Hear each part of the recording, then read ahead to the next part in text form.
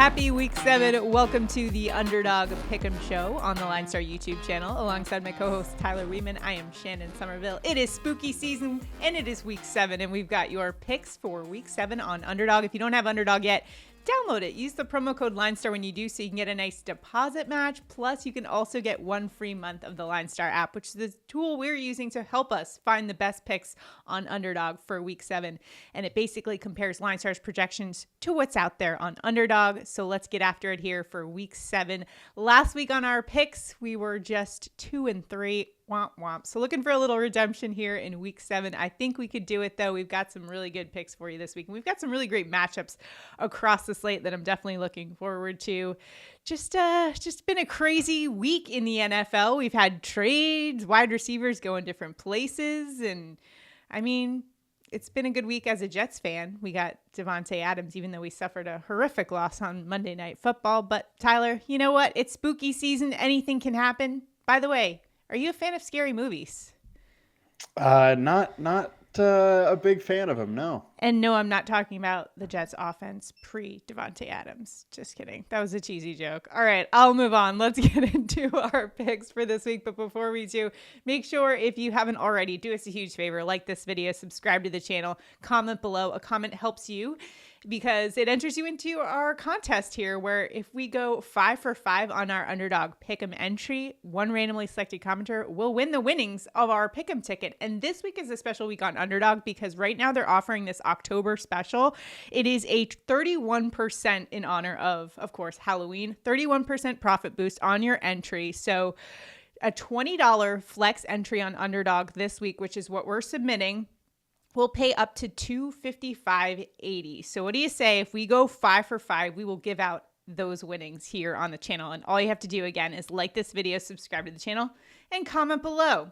Let's get after it this week. We're going to start off with the Carolina Panthers running back who's been torching it for us in the Pick'em department, and that is Chuba Hubbard, higher than 71.5 rushing yards. LineStar's projection for Hubbard is just over 71. He's been over 90 rushing yards in 4 of the last 5 contests. And this week, the Panthers are going up against a Washington Commanders defense that has been struggling. And now they're missing interior defender Jonathan Allen, who's out for the season with a torn pec, plus defensive end Javonte Jean-Baptiste is on IR with an ankle injury. So an already struggling defense that was basically allowing the 3rd most yards before contact per rushing attempt. They also allowed the 2nd highest explosive run plays allowed rate and the 2nd deepest average depth of tackle. We saw it firsthand last week with Derrick Henry when he completely exploited that Commanders defense. Tyler, what do you make of Hubbard's spot here going up against this defense that we just saw Derrick Henry take a blowtorch to last week? What do you think?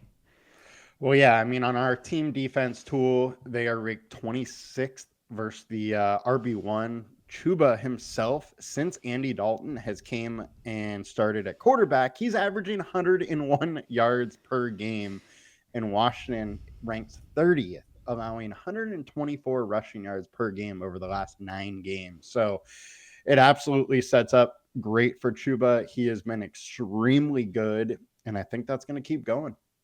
And this game total, 51.5, one of the highest of the weekend. So we're looking for a high-scoring affair, 2 very fast-paced offenses. You know, Jaden Daniels going to keep the pace up on his side of things. And then now that we've really got that more reliable quarterback play for the Carolina Panthers and Andy Dalton, they're a little bit more reliable when we can choose the different player projections for that. So let's move on to another high game total. We're talking about the Seahawks going up against the Atlanta Falcons. And in this one, we're rolling with DK Metcalf, the Seahawks wide receiver, higher than 65.5 receiving yards. Now, this is a really good number because on some of the sports books, that's all the way up to pushing 70, really at 68.5 on some places. But the consensus projection for DK this week is around 72 receiving yards. He's been averaging 78 per game. And while maybe some fantasy owners have been a bit disappointed in his total output, this is a great matchup for him to really finally put up some big numbers against an Atlanta Falcons defense that ranks 26 in pass defense DVOA versus opposing teams wide receiver 1. Again, this is a high game total, 51. We're going to see a lot of scoring. Last week, I felt like, Tyler, that DK was a little bit unlucky. I know a lot of fantasy owners were just like wanting to pull their hair out because he could have easily had 3 touchdowns in that contest. A 52-yarder got called back because of a penalty. He was basically out by a toenail, and then a bad throw by Geno. And in fact, when you talk about Geno kind of missing DK last week, 12 of his targets, only 5 were deemed catchable. Well, this week, Geno's got a little bit more friendly of a matchup against Atlanta because their pass rush ranks 28th in quarterback pressure rate and 31st in pass rush win rate. So this grades out as the 4th worst unit in terms of that quarterback play. So we should get elevated play from Geno Smith, which means elevated play from DK Metcalf, the total beast of a wide receiver that can battle that secondary that actually isn't too bad for Atlanta. What are your thoughts here? I absolutely love this spot. We have Atlanta as the 32nd defense versus the wide receiver 1 on our team defense tool. 5 of 6 wide receiver 1s have been over. Pickens went for 85.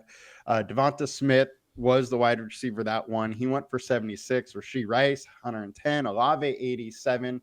Mike Evans went for 62, and the Deontay Johnson, 78. And now we got DK Metcalf, in the works. I know you mentioned he had a lot of targets last week. Mm-hmm. Not many were catchable. Only 3 receptions, but like you said, it very easily could have ended up being a big game. He has had multiple big games already this year, and I think this new offense is really working well for him. And as a whole, this offense is only going to keep getting better this year. So I like DK in this spot. All right, so DK, Chuba, Hubbard, and next up, we've got a revenge game. Sometimes the best motivator for a player is just going up against their old team, and that's what we find this week with Saquon Barkley, the quad father, going up against his former team. So we're rolling with Barkley higher than 83.5 rushing yards. The consensus projection is around 93 for Saquon, and this is a huge revenge game, of course, going up against his former team, the Giants, who, if you saw Hard Knocks or behind the scenes of the Giants conversations, they, I guess, weren't speaking so favorably about their star running back. So now he goes to Philadelphia, and he's been a stud with them.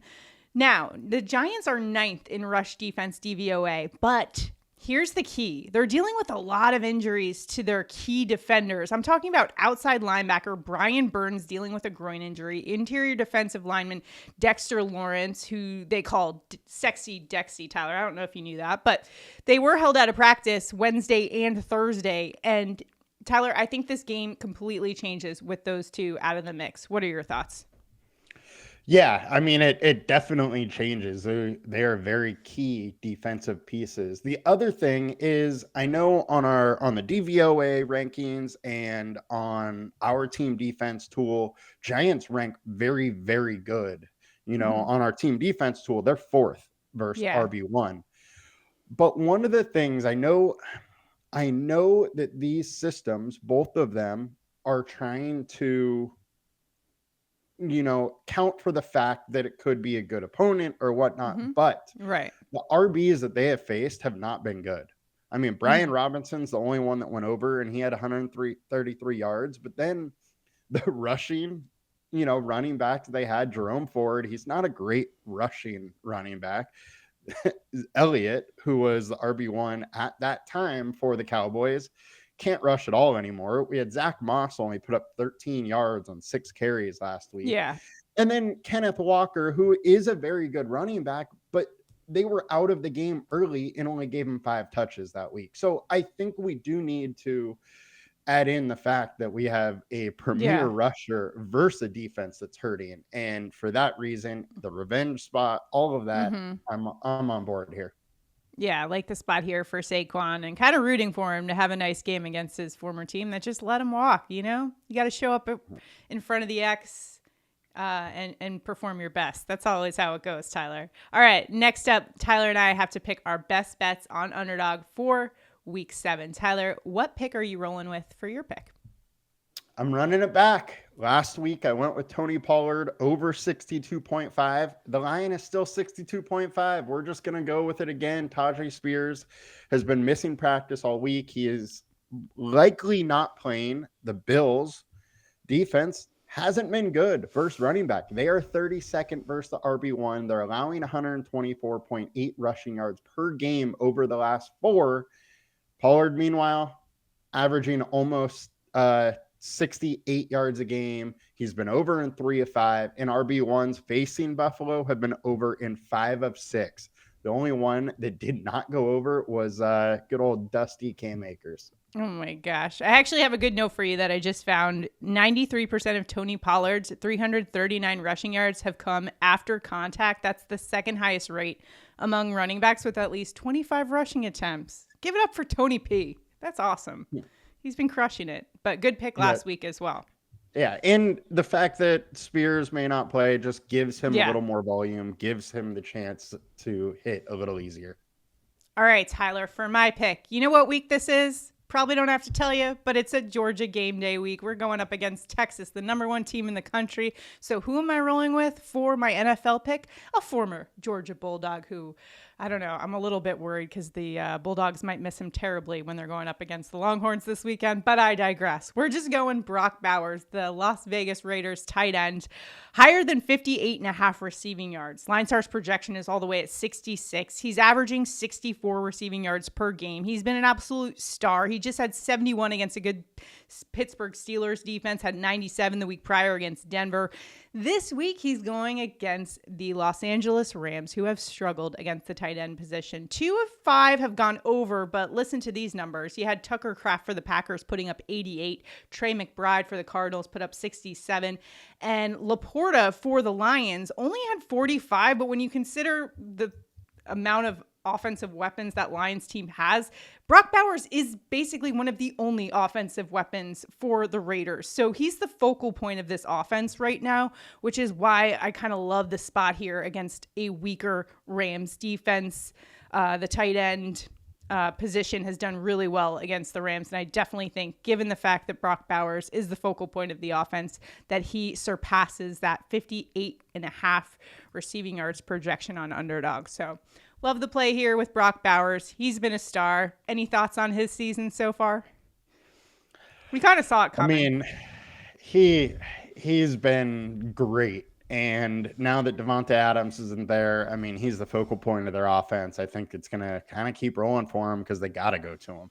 Yeah. All right. So those are our top 5. We are putting these picks on an entry on Underdog and we are sending it. And with that 31% profit boost, our $20 flex entry will pay up to $255.80. So if we win, again, a randomly selected commenter can take home those winnings. All you have to do, like this video, subscribe to the channel and comment below. Before we go, I did want to mention 2 other plays that I hadn't mentioned in our top picks here. The first being Ladd McConkey playing on Monday night. Wanted to give you guys a heads up on that one. The receiving yards projection is 45.5 right now, so I would consider taking higher there, especially since Quentin Johnson hasn't been practicing with an ankle injury, so we could see an increased volume against an Arizona defense that has given up some serious passing yards, and they lost 2 starters there to IR, so they could be without 3 more. It's a banged-up Arizona defense that Ladd McConkey could take advantage of. What do you know? Another Georgia Bulldog that I'm throwing your way.